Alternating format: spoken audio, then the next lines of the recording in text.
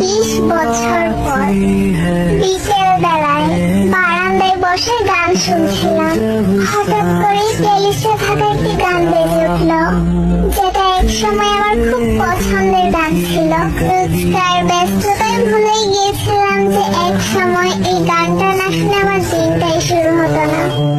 একটু মুস্কি হাসি দিয়ে গানটা শুনতে লাগলাম। তখনই গানটার মধ্যে একটা কণ্ঠ শুনে চোখ দিয়ে আপনা আপনি পানি গড়িয়ে পড়লো। কোনোভাবেই আর নিজেকে কন্ট্রোল করতে পারলাম না।